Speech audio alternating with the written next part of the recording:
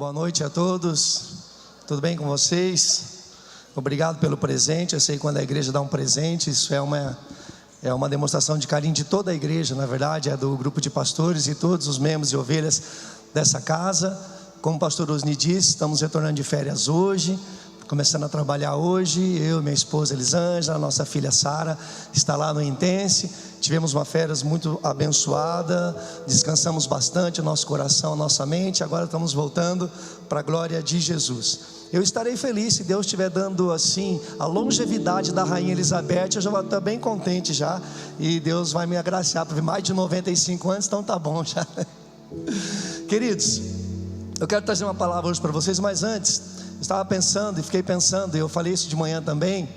O ano vira, nós estamos começando o ano de 2022, e toda virada de ano ela cria uma grande expectativa em todos nós, porque de fato mudar de ano é mudar um ciclo, é mudar uma fase, é mudar um tempo, é um novo tempo que vai vir, é um novo ano que vai vir. Então nós criamos uma expectativa e fazemos tantos planejamentos e desejamos mudanças na nossa vida, e o ano vira para todos, no mundo inteiro o ano vira.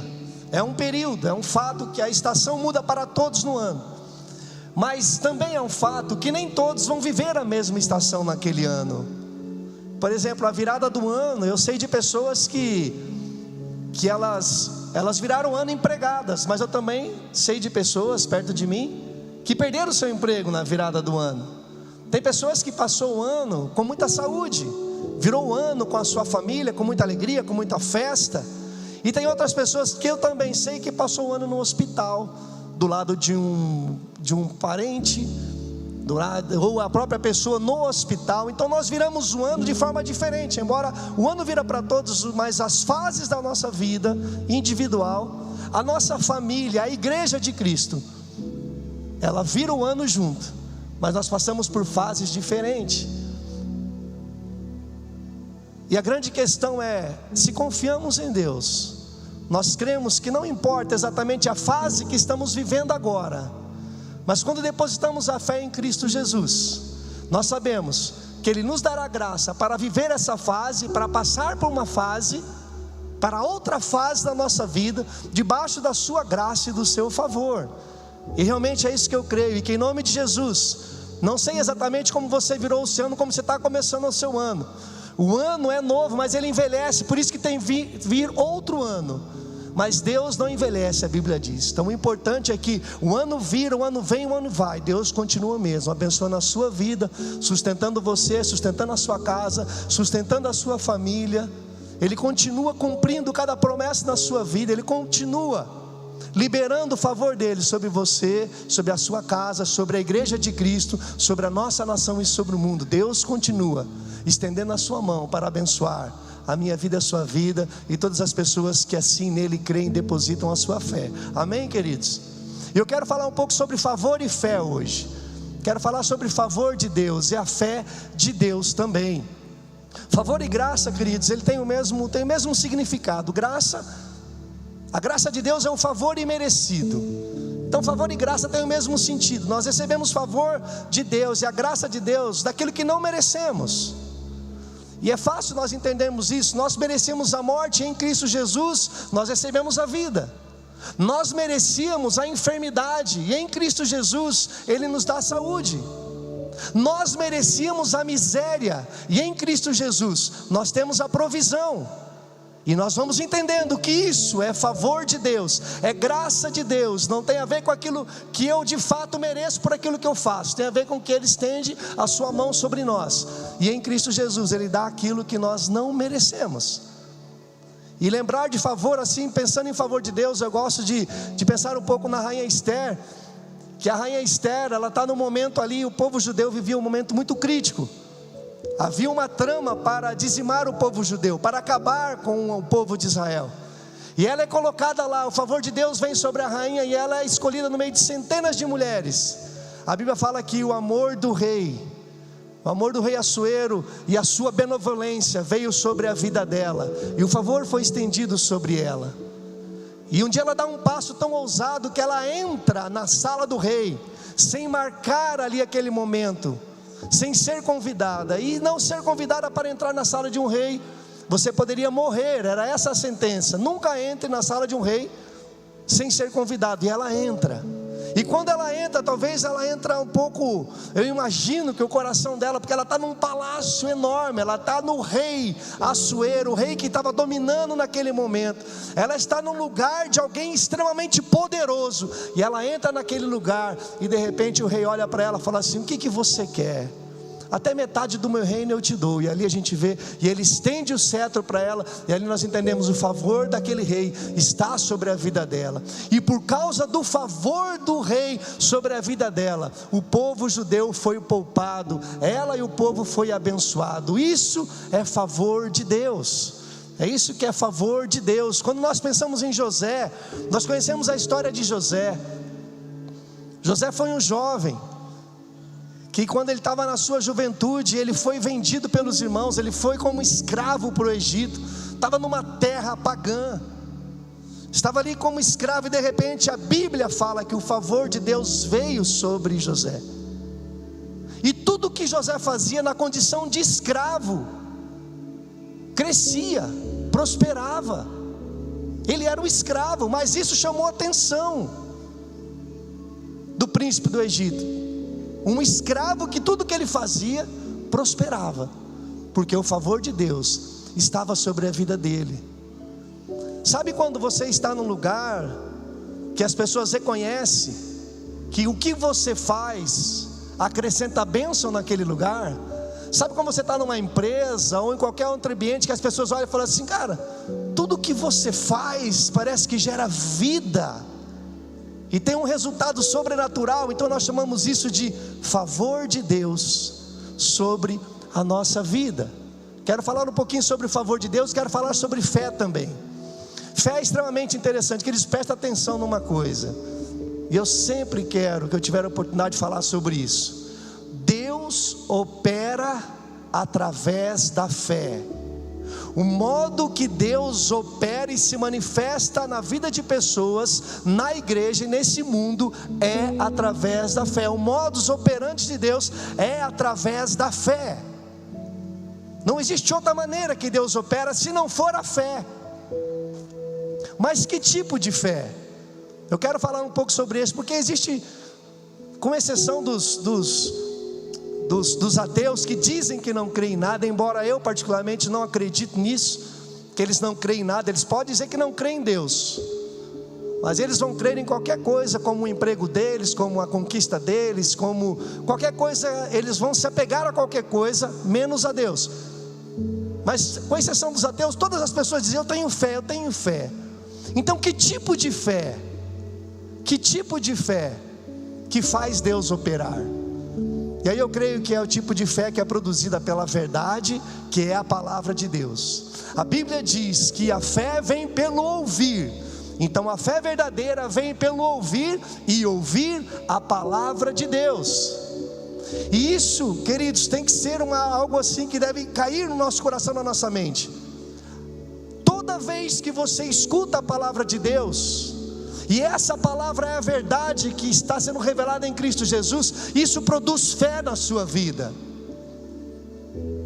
Isso produz fé. Essa fé que o que te santifica é a fé produzida pela palavra de Deus.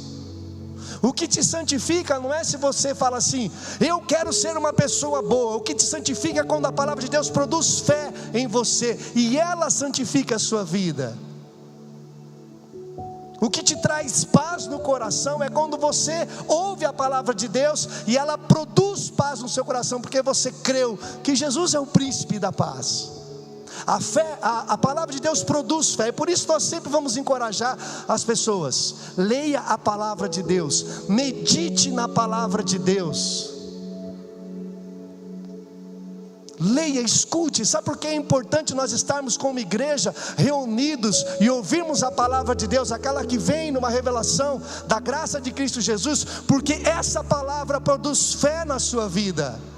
Você está aqui porque você deseja conhecer mais a Deus. Você está aqui porque você precisa de algo muitas vezes da parte de Deus. E o que vai trazer isso para você é quando produz fé em você. Essa verdade produz fé em você. E quando ela produz a fé, então você começa a entender e conhecer mais a Deus. Você pode perceber que quando uma pessoa começa, porque a Bíblia fala sobre uma fé negativa, uma fé que desfalece, uma fé que pode naufragar. Quando uma pessoa começa a ter alguns sintomas, olha, eu não estou mais a fim de buscar Deus, eu não sei o que está acontecendo na minha vida, olha, eu não quero mais congregar, eu não quero estar mais no meio, eu não quero mais fazer. Irmãos, é quase uma regra, pode entender, essa pessoa, pode ter certeza, essa pessoa começou, ela está tendo um período que ela não está mais ouvindo a palavra de Deus, que ela não está mais lendo, que ela não está mais desejando a palavra de Deus, porque se ela ouvir, se ela ler, se ela meditar, essa palavra produz fé no seu coração. A fé que é o firme fundamento que está em Cristo Jesus. E a fé, queridos, não é um sentimento. A fé é muito mais, fé é muito diferente de sentimento. Às vezes você vai ouvir pessoas falando, olha, você tem que ter um pensamento positivo. E eu acho mais importante você ter um pensamento positivo do que o negativo. Algumas pessoas dizem, você tem que ser otimista. Eu acho melhor você ser otimista do que pessimista também. Mas a fé não é ter nem pensamento positivo nem otimismo. A palavra de Deus diz lá em 1 Coríntios, quando Paulo fala assim, olha, Deus nos deu um espírito de fé. Não está ligado ao que produz pela sua mente, está ligado àquilo que Deus produz na sua vida. É um espírito de fé. E eu quero falar um pouco sobre isso hoje. Deus não opera através dos sentimentos, Deus opera através da fé, que é produzida pela palavra de Deus. E toda vez então que você ouvir a palavra de Deus, ela penetrar em seu coração, e você dizer, eu creio nessa verdade, então a sua fé está sendo despertada, e você está crescendo em fé, e você vai experimentar coisas relacionadas à graça e o favor de Deus na sua vida. Vocês lembram da história lá dos espias? Quando Moisés ele manda os espias para a terra prometida, vocês vão dar uma olhadinha na terra. Quando eles voltam, ele fala, o que vocês viram? Qual que é o relatório que vocês dão da terra que vocês foram espiar? E a Bíblia fala que 10 espias falaram, olha, a terra realmente é boa, ela tem frutos bons, mas olha, tem uns... o pessoal lá é muito forte, os soldados são grandes demais, e eles vão devorar, eles vão nos abater, então não vamos lá. E diz que Josué e Caleb disseram, não, eles pediram a palavra, e não, Deus vai nos dar aquela terra, nós temos fé que Ele vai nos dar aquela terra. E diz que esses 10, e o povo quis apedrejar esses 2. É interessante como a fé produz essa coisa, né? Quando uma pessoa tem fé, ela fala, cara, essa pessoa tem muita fé. Tem gente que fala, eu quero apedrejar essa pessoa. Hoje nós não apedrejamos mais, né? No Antigo Testamento tudo era a base da pedrada. Agora não, agora você usa um e-mail, você usa um WhatsApp, você usa o Instagram, você usa o Facebook. Eu vou dar pedrada, eu vou falar mal, eu vou destruir aquela pessoa. As pedradas agora mudaram, mas o sentido dela continua o mesmo. E a Bíblia fala que Deus falou sobre Caleb, existe um espírito diferente nele. Deus destacou em Caleb um espírito diferente. E porque tinha um espírito diferente, falou, você vai experimentar da minha promessa. Caleb tinha 40 anos quando ele recebeu essa promessa. E aos 85 anos de idade, então ele vai e recebe a herança, depois de 45 anos. E a Bíblia fala que ele se sentia tão forte, que ele se sentia tão revigorado, quando ele recebeu a promessa. Depois de 45 anos ele tinha a mesma pegada, e disse, eu vou receber. E ele não chegou a receber uma terra pronta, falou, agora você recebe. Não, continuava tendo gigantes, ele teve que lutar, e vencer, e se apossar daquela terra. E por isso, queridos, que a palavra de Deus diz, até os jovens se cansam, mas o que esperam no Senhor, eles renovarão as suas forças.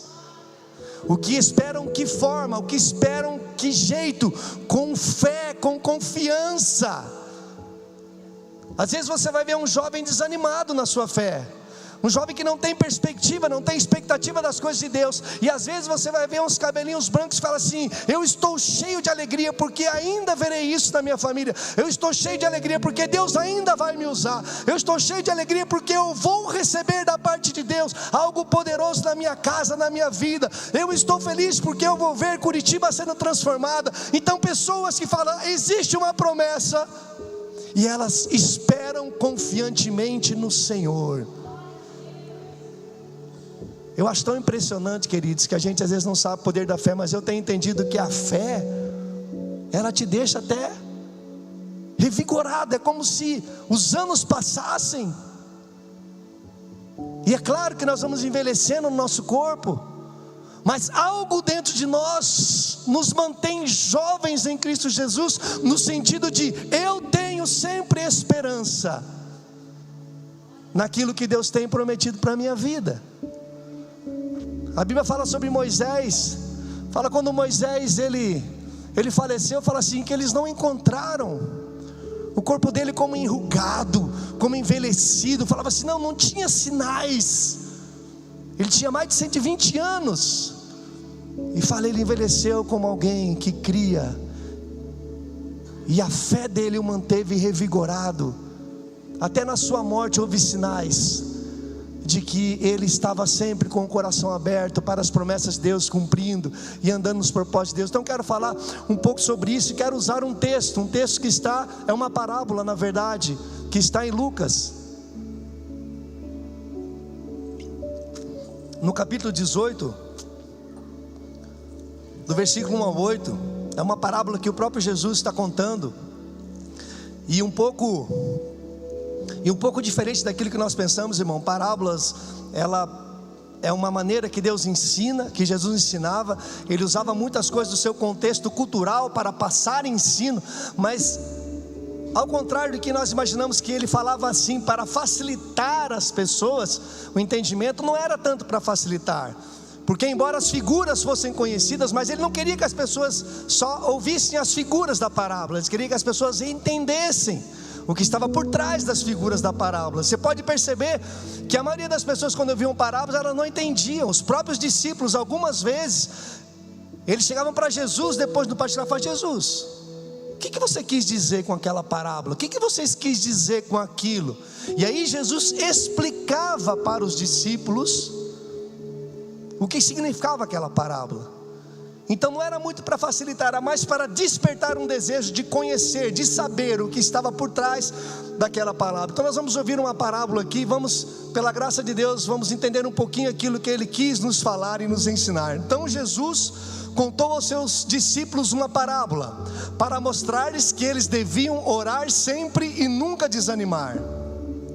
Ele disse: em certa idade havia um juiz que não temia Deus e nem se importava com os homens.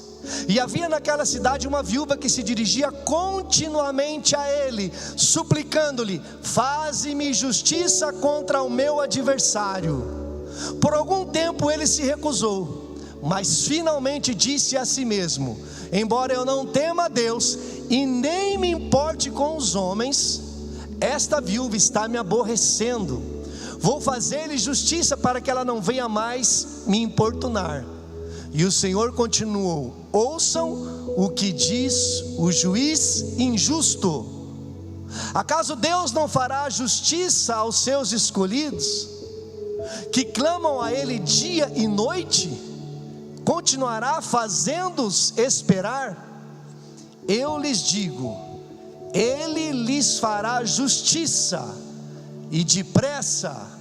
Contudo, quando o Filho do Homem vier, encontrará fé na terra? Essa é uma parábola que Jesus falou, e ela tem um toquezinho de final de tempos, né? Porque ele fala, quando o Filho do Homem vier, quando o Filho do Homem voltar para buscar a igreja, vai encontrar fé na terra. É uma parábola que tem um certo drama ali de uma viúva. Por quê? Porque viúva era um estado muito difícil para se viver naquele período. Por isso que a Bíblia sempre enfatiza: o povo judeu cuide das suas viúvas. E no Novo Testamento, olha, a verdadeira religião é cuidar das viúvas e dos órfãos. Então existia uma ênfase muito importante, porque era realmente muito difícil. Uma mulher que ficava viúva, ficava desamparada. Se ela não tivesse um filho, um homem, que pudesse assumir o lugar do pai, então ficava mais difícil ainda. E por alguma razão essa mulher estava sendo atormentada, existia uma causa. A Bíblia não fala o que é que estava incomodando essa mulher, que tipo de causa, o que é que estava trazendo esse peso no coração dela. Apenas fala que tinha uma viúva, que tinha uma causa. E o que me chama um pouco a atenção é que ela não tinha um representante, ela não tinha um advogado, ela não tinha ninguém que recorria para chegar até o juiz. Ela foi direto para o juiz. Essa viúva foi direto para o juiz. Ela ia lá direto na fonte, porque ela entendia assim: se tem alguém que pode me favorecer, é você, juiz. Se tem alguém que pode estender favor e bondade sobre a minha vida, é você, juiz. E a Bíblia fala que ela continuamente fazia isso. Ela estava lá, a ponto que o próprio juiz, que nem temia Deus e nem gostava de gente, falou assim: ela está vindo tanto que eu vou dar ganho de causa para ela. Mas a questão aqui é a seguinte, querido, sabe que a Bíblia fala que é muito importante nós orarmos uns pelos outros. Isso é bíblico. Nós carregamos os fardos uns dos outros, nós oramos uns pelos outros. Isso é bíblico. Terça-feira nós vamos estar aqui, certeza que nós vamos estar orando uns pelos outros, pelas famílias, por Curitiba, pelo mundo todo que está passando por tantas coisas. Oramos uns pelos outros. Mas sabe uma coisa que às vezes é muito peculiar na nossa vida? É quando nós temos algum desafio na nossa vida, nós já pensamos em correr atrás de pessoas, em falar dos problemas ou dos desafios para as pessoas, como se as pessoas fossem dar a resposta completa e fossem nos favorecer de forma completa. Eu penso que quando essa mulher vai para o juiz, ela vai direto na fonte. O que eu tenho aprendido é que eu preciso sim, sempre orem por mim, por favor. Quando as pessoas falam para mim alguma coisa acerca de ministério, eu falo para todas as pessoas, falo assim: nunca se esqueça de orar por mim. Sempre ore por mim quando você se lembrar, porque eu preciso que as pessoas orem por mim. Mas eu sei que existem desafios na minha vida que as pessoas, elas não vão me corresponder, elas não vão me suprir, e elas não vão conseguir responder.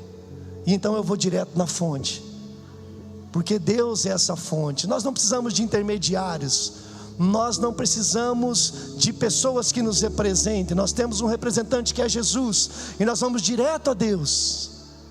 E você vai entender um pouquinho mais daqui a pouco isso. Então, isso é uma das coisas que eu entendo aqui. Uma outra coisa que tem uma figura que fala assim: tinha um adversário, tinha alguém que estava ali importunando a vida dela, tinha alguém que estava cobrando algo dela, tinha alguém que estava acusando, tinha alguém que estava apontando o dedo, tinha alguém que estava colocando um peso sobre a vida dela que estava difícil dela carregar. E a Bíblia fala que é o adversário, ele era um adversário. E nós sabemos que adversário é o nome dado ao inimigo da nossa alma, da nossa vida, que é o diabo. E nós não vamos ignorar que existe de fato um adversário. A Bíblia deixa claro isso. Pedro falou assim que o diabo anda ao derredor do povo de Deus, rugindo, bradando como um leão. E quem ele puder pegar, quem ele puder tocar, quem ele puder arranhar, quem ele puder machucar, ele está ao derredor, sempre fazendo isso.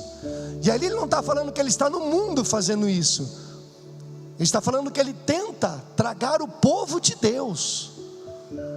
E aí Pedro mesmo responde: mas vocês vão resistir-lhe pela fé. Nós temos um adversário, mas nós temos um Deus que opera mediante a fé. E quando nós cremos no poder de Deus, então esse adversário é abatido. Esse adversário não pode, ele pode até nos tocar muitas vezes quando Deus permite, mas ele não nos rouba a fé.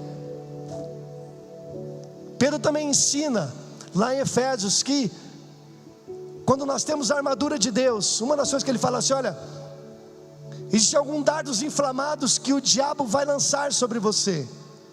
Dardos inflamados do inimigo virão sobre a sua vida, sobre o seu pensamento, sobre o seu coração, sobre as suas emoções. Ele fala: mas você vai apagar todos esses dardos. Como? Pelo escudo da fé. Todos vai apagar pelo escudo da fé. Em 1 João, João também fala assim: olha, todos aqueles que são nascidos de novo são aqueles que venceram o mundo. E qual é a vitória sobre o mundo? E ele mesmo responde: a nossa fé. Eu não ignoro que nós temos um adversário. Você tem um adversário, e um adversário bem persistente, um adversário que não está nem um pouco contente com aquilo que Deus está fazendo na sua vida. Mas eu não quero focar no adversário, embora eu sei que ele está ali. Mas eu quero saber pela fé, eu quero conhecer, eu quero ouvir a palavra de Deus. Porque é pela fé na palavra de Deus que o meu adversário anda em derrota constantemente. É pela fé na palavra de Deus que qualquer dardo que ele lance contra nós vai ser apagado. Ele não vai inflamar a nossa casa nem a nossa família, porque nós ouvimos a palavra de Deus, ela produz fé, e pela fé nós somos vitoriosos em Cristo Jesus. E agora vem as duas figuras que eu quero tirar um pouquinho mais de tempo, que é sobre o juiz iníquo. Vocês percebem que fala que é um juiz iníquo, um juiz que não ama Deus e que nem ama a gente, não gosta de pessoas. E por causa da persistência daquela mulher, ele estende favor para ela. E olha o que Jesus fala. Ele fala: presta atenção nesse juiz. Esse juiz não tem nada a ver com Deus. Esse juiz não tem nada a ver com o reino de Deus. Se ele estendeu favor, sem ter um resquício de bondade dentro de si, ele fala: Deus não favorecerá os seus escolhidos. Escolhidos era uma palavra direcionada ao povo de Israel, que no Novo Testamento é uma palavra direcionada à igreja. Se um juiz iníquo favoreceu alguém, quanto mais Deus vai favorecer os seus filhos. Ele ainda fala assim: depressa Ele vai socorrê-los. Obrigado pelo glória a Deus, irmãos, porque é bem isso. E sabe por que isso muda toda a nossa maneira de pensar? Queridos, tem uma coisa que eu tenho aprendido na minha vida, é que Jesus está falando sobre oração aqui, e a ênfase não está exatamente na oração de como você ora, mas está para quem você ora. Porque ele faz um contraste, fala assim: você entende? Quando você ora, você percebe com quem você está falando. Você não está falando com um Deus mau. E eu quero falar uma coisa bem tranquilamente, de novo, para não criar nenhum tipo de problema teológico no seu coração. Mas olha, ele fala de um juiz iníquo, e ele está falando agora: Deus o Pai, que é o justo juiz, Ele não vai te favorecer? Jesus, Deus, é um juiz justo. A Bíblia fala que Ele é um juiz, e Ele vai julgar a terra, Ele vai julgar o mundo. Vocês entendem que Ele vai julgar o mundo? Mas Ele não vai julgar a igreja no que diz respeito à sua salvação.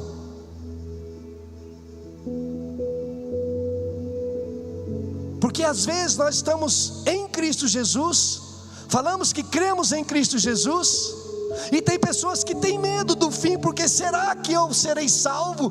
Ou será que quando eu oro Deus me responde? Quando você vai orar, você fala: olha, Deus parece que é um juiz que está olhando se eu estou certo ou errado, para saber se Ele me favorece ou não. Então nós enxergamos Deus como um juiz quando nós vamos até Ele, ainda que Ele vai julgar o mundo e vai ser o juiz. Mas fala que todos aqueles que receberam a Cristo Jesus teve o poder de ser filho de Deus.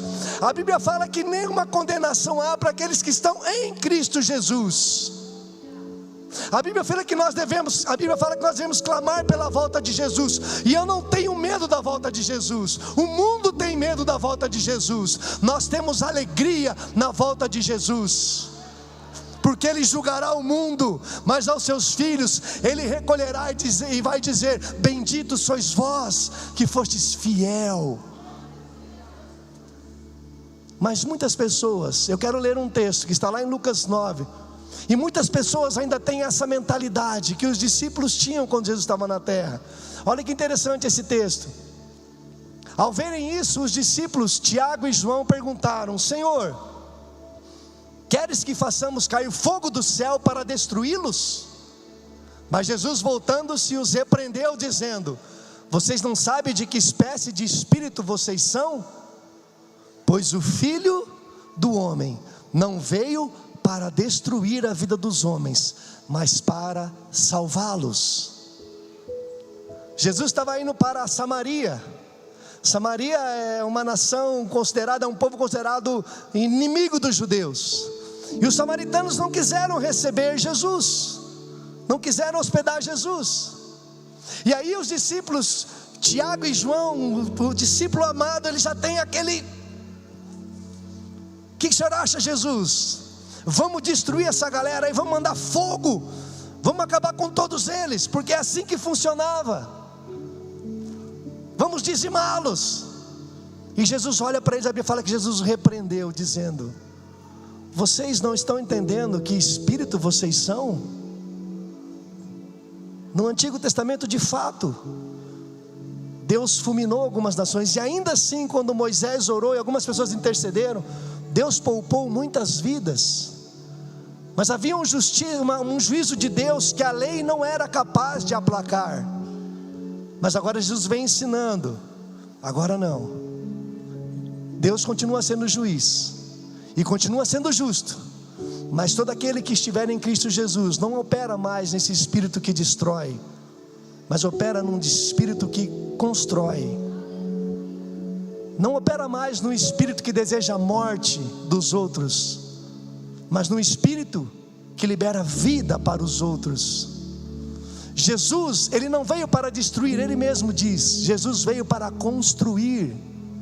Jesus não veio para derrubar as pessoas, Jesus veio para levantar as pessoas.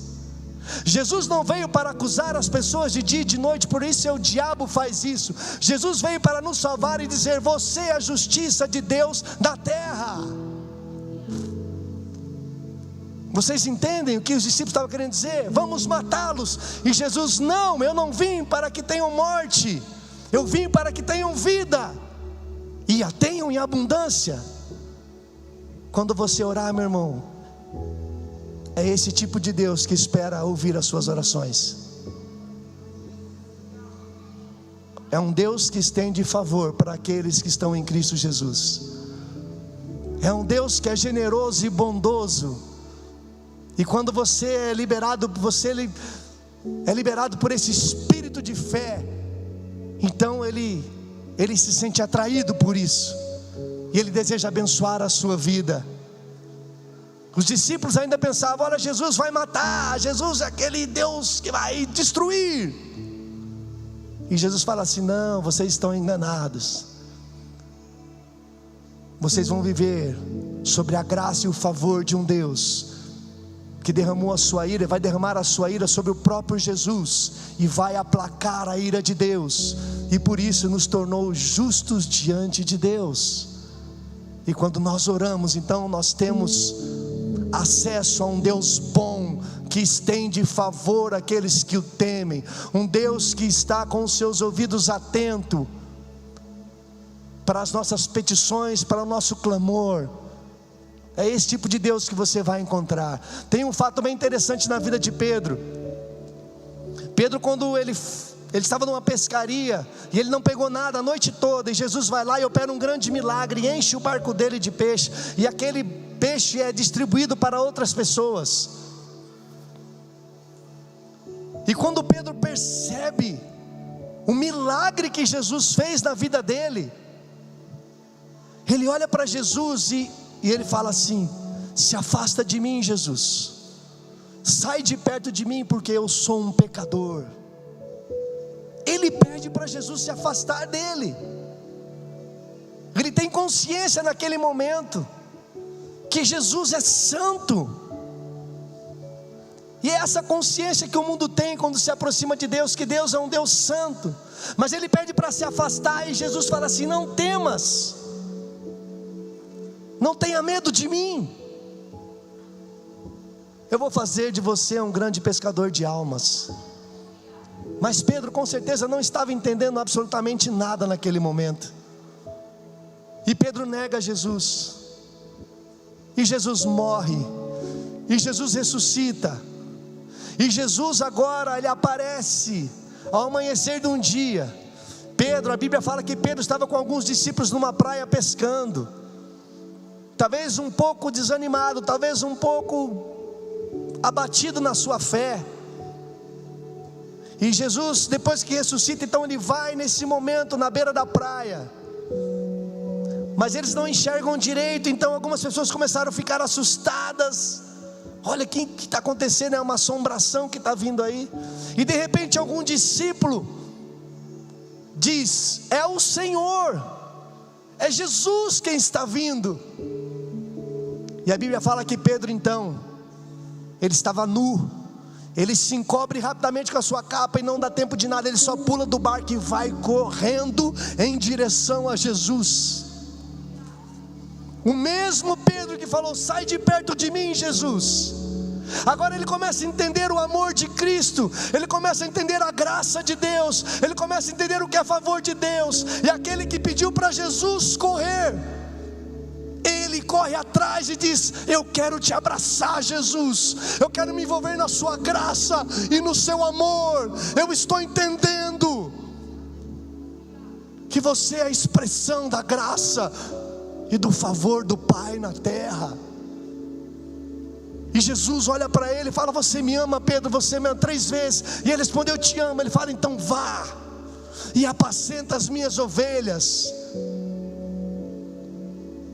E dentro de mim eu penso, naquele momento, acho que Pedro lembrou daquele dia que Jesus falou: você vai ser um grande pescador de homens. E agora está sendo realizado, o favor de Deus vem. E ele pensa: agora sim eu estou entendendo. Deus é santo, mas Ele é santamente amoroso. Deus é santo, mas Ele é santamente gracioso. Porque essa é a natureza dEle. Ele é amor e graça.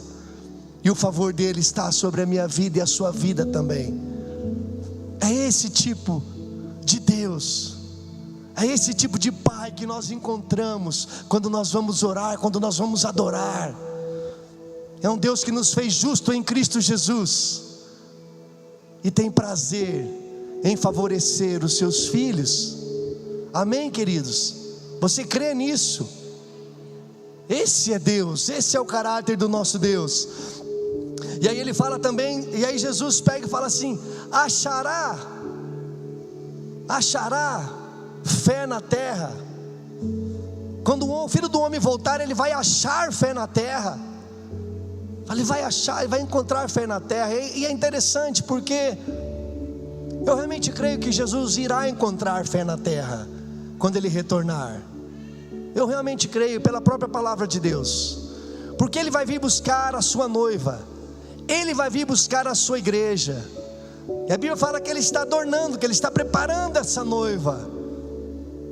Então, ao contrário de que algumas pessoas pensam, irmãos, Jesus vai encontrar uma igreja destruída, Jesus vai encontrar uma igreja toda arrebentada, Jesus vai encontrar uma igreja humilhada. Eu não creio nisso.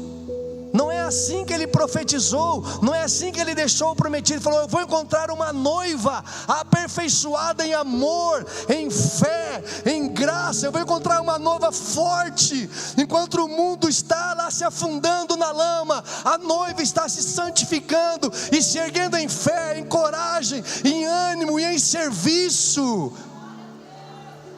Ele vai encontrar uma igreja com fé. Mas por que Ele faz essa pergunta? Porque Jesus faz algumas perguntas que eu acho intrigantes às vezes. E Ele sabe as respostas das perguntas. Jesus sabe as respostas de todas as perguntas. E eu fiquei pensando: como é que eu posso, do jeito que eu entendo aqui, como Jesus sabe, Ele vai encontrar uma igreja com fé, mas Ele faz uma pergunta: será que eu vou encontrar fé na terra? E eu pensei numa ilustração para tentar te ajudar a entender. Pensa num empresário que ele tem lá um número de funcionários, e eles trabalham lá na sua empresa, e durante o dia eles têm toda lá uma meta lá, e ele sempre cumpre aquela meta. Ele chega de manhã, passa lá o que eles têm que fazer, à tarde ele vem, e um certo dia ele passa lá do mesmo jeito. Ele percebe que os funcionários estão um pouco dispersos, estão um pouco distraídos. E aí ele pega e dá uma olhadinha para os funcionários e fala assim: olha, quando eu chegar aqui 6 horas vai estar tudo certo e tudo pronto, não é mesmo? Ele faz uma pergunta, deixa um questionamento: olha, quando eu chegar aqui vai estar tudo pronto, né? Porque eles estavam um pouco distraídos. Mas ele sabe do potencial daqueles funcionários. Ele sabe que aqueles funcionários sempre fazem, sempre conseguem chegar com um resultado positivo no final. Então é assim que eu penso. Jesus veio dar uma chacoalhada. Sabe esse empresário que ele fez? Vocês estão um pouco distraídos, mas lembrem, hein? Tem algo aqui para vocês concluírem. Eu sei que vocês sempre concluem, mas hoje vocês estão um pouco distraídos. Então abram os olhos aí. No final do dia eu vou passar aqui, vai estar tudo certo. Jesus vai encontrar e vai estar tudo certo com a igreja, irmãos, porque o Espírito Santo é que cuida da igreja. Eu realmente creio nisso. Eu não deposito fé em mim e em você não. Se dependesse de nós, e nós somos uma igreja visível toda torta, nós seres humanos. Mas tem uma igreja espiritual que ela é linda, que ela é santa, que ela é cuidada por Deus, que ela é amada por Deus, que ela é desejada por Deus. E por que eu sei disso? Porque Ele gosta tanto, Ele ama tanto, que Ele vai nos buscar para morarmos com Ele um dia, passarmos a eternidade com esse Deus. Ele encontrará fé na terra, mas Ele está dando uma chacoalhada na terra e dizendo: ó igreja, eu sei que vocês vão subir, mas dá uma chacoalhada, alinha a tua fé na minha palavra, alinha a tua fé na minha verdade, creia em cada promessa, viva nas boas obras que eu desenhei para vocês, cumpra cada propósito que eu coloquei sobre vocês, igreja, filhos de Deus. Eu realmente creio que Deus está fazendo isso nesses dias. Eu não quero falar de escatologia, mas os sinais são muito claros e evidentes daquilo que Jesus deixou escrito para nós. As coisas estão tomando forma, a palavra de Deus vai se cumprindo, e nós percebemos que as coisas estão andando meio estreita. E nós não vamos ter medo disso, porque é o cumprimento da palavra do nosso Pai. O favor dele está, sempre esteve e continuará sobre o seu povo, sobre os seus filhos e sobre a sua igreja. E aí tem uma próxima parábola no final. Depois dessa parábola eu dei uma lida na parábola e falei assim: Jesus continua falando sobre, eu quero concluir com isso, continua falando sobre oração. E a parábola de um publicano e de um fariseu. O fariseu era um homem que participava de um grupo religioso forte, cheio de regras, cheio de zelo. Publicano era um judeu também, mas era um judeu que trabalhava para o governo romano, ele cobrava impostos, então ele era a pessoa mais mal vista no meio dos judeus e mais odiada no meio dos judeus. E Jesus conta a parábola: tem um fariseu aqui e tem um publicano. E o fariseu, ele vem e começa a bater no peito e fala assim: graças a Deus que eu sou um religioso de primeira, graças a Deus que eu cumpro todos os mandamentos, graças a Deus que eu jejuo todo o tempo, graças a Deus que eu faço tudo, e eu não sou como esses pecadores. Aí fala que o publicano diz, diferente de bater no peito, ele estava lá, ele diz: ó Deus, tem misericórdia de mim. E uma palavra que eu gosto mais ainda, que ela revela mais literalmente o que ele estava falando: ó Deus, sê propício a mim, me favoreça, porque de fato eu não mereço, mas me favoreça. E essa palavra propício, lá no Antigo Testamento existia um propiciatório, que era a tampa da arca da presença de Deus. Na tenda existia uma arca, que era a arca da presença de Deus, com alguns elementos lá dentro que simbolizavam a presença de Deus. E no Santos dos Santos, onde essa arca ficava, tinha uma tampa, e essa tampa era feita de ouro maciço, puro. Tinha 2 querubins nessa tampa, e chamava-se propiciatório. Então todo ano, quando o sacerdote ia fazer a expiação dos pecados do povo de Israel, depois que ele sacrificava os animais, ele pegava aquele sangue, ele entrava lá, ele era autorizado a entrar naquele lugar, só ele podia entrar. Ele derramava aquele sangue sobre o propiciatório, e naquele momento o favor de Deus vinha, e o povo de Israel era perdoado de todos os seus pecados. Só que ele tinha que fazer todo ano isso, porque o favor do perdão era só por um ano, tinha validade. E por isso, quando Jesus vem e fala assim: agora eu sou o sumo sacerdote, é porque agora não precisa mais aquilo que eles faziam todo ano. Irmãos, imagina se o sangue de animais era capaz de perdoar a população de Israel, o povo de Israel, por um ano. Sangue de animais. Pensa no sangue do Cordeiro imaculado, o Deus que veio à terra. E é por isso que ele não precisa fazer todo ano, porque ele fez de uma vez por todas.